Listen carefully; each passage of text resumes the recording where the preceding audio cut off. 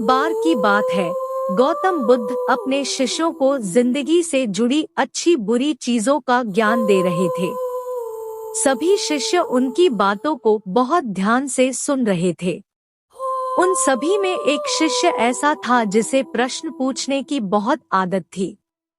वो उठकर गौतम बुद्ध के पास गया और उनसे बोला, आप हमें जिंदगी के बारे में जो कुछ सिखा रहे हैं उस सब का क्या फायदा, क्योंकि हम में से बहुत से बच्चों को ये भी नहीं पता कि हमारे जीवन का मूल्य क्या है और ये जीवन हमारे लिए कितना कीमती है। पहले आप हमें ये बताइए कि इस जीवन का मूल्य क्या है। अपने शिष्य की बात सुनकर गौतम बुद्ध अपने कक्ष में गए और एक चमकता हुआ पत्थर का टुकड़ा लेकर आए।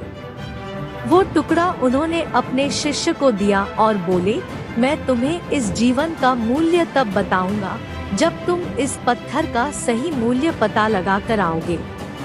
साथ ही ये ध्यान रखना कि तुम्हें ये पत्थर का टुकड़ा किसी को बेचना नहीं है। गौतम बुद्ध की बात मानकर वो शिष्य बाजार की तरफ चला गया।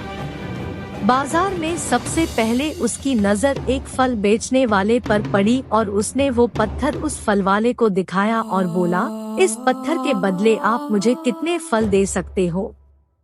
फल वाला बोला, ये पत्थर कुछ खास तो नहीं है, लेकिन फिर भी इसके बदले में तुम्हें 10 केले दे सकता हूँ। वो शिष्य उस पत्थर को लेकर आगे चला गया। फिर उसे एक सब्जी वाला मिला। शिष्य ने उस सब्जी वाले से उस पत्थर की कीमत पूछी। सब्जी वाले ने उस पत्थर को ध्यान से देखा और बोला, इस पत्थर की कीमत के बदले में तुम्हें ज्यादा से ज्यादा एक बोरी भरकर सब्जियां दे सकता हूँ। इसके बाद वो शिष्य उस पत्थर को लेकर एक सोने के व्यापारी के पास गया। उस पत्थर की टुकड़े की चमक देखते ही उस सुनार ने उसकी कीमत 100 सोने के सिक्के लगाई। शिष्य ने वो टुकड़ा बेचने से मना किया तो वो सुनार उसके बदले 200 सोने के सिक्के देने को भी राजी हो गया। लेकिन शिष्य ने वो पत्थर नहीं बेचा। इसके बाद वो शिष्य एक हीरो के व्यापारी के पास गया और उनके सामने उसने वो पत्थर के टुकड़े को रख दिया।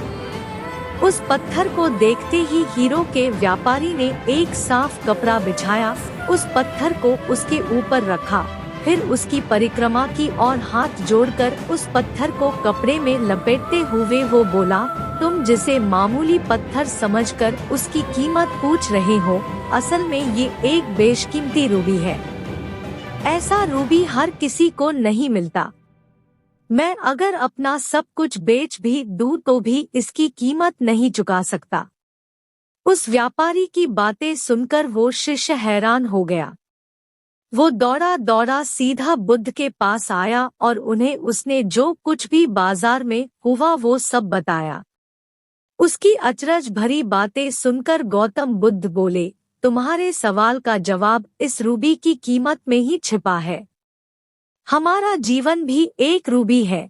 रूबी की तरह ये भी बेशकीमती है, लेकिन हम इस बात को हमेशा नजरअंदाज करते हैं और अपने जीवन का मूल्य नहीं समझते।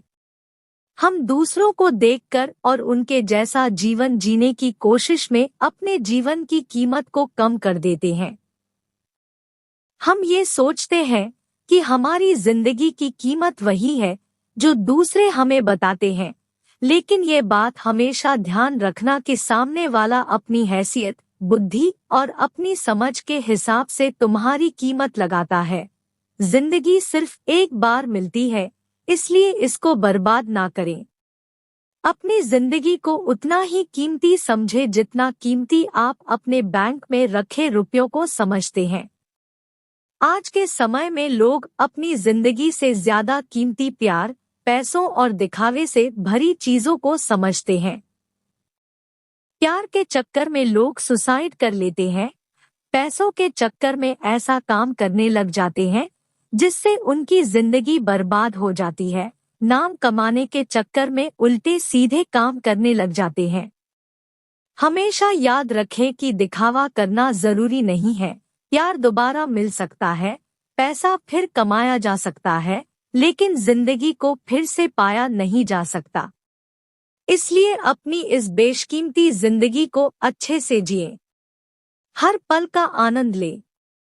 कभी ये ना सोचे कि आप इस दुनिया में किसी काम के नहीं हैं, ना कभी ये सोचे कि आपकी जिंदगी व्यर्थ है, आपके होने या ना होने से कुछ फर्क नहीं पड़ता। जब भी ऐसे नेगेटिव विचार आपके मन में आए तो खुद को बस ये याद दिलाएं कि जीवन एक रूबी है और ये बेशकीमती है।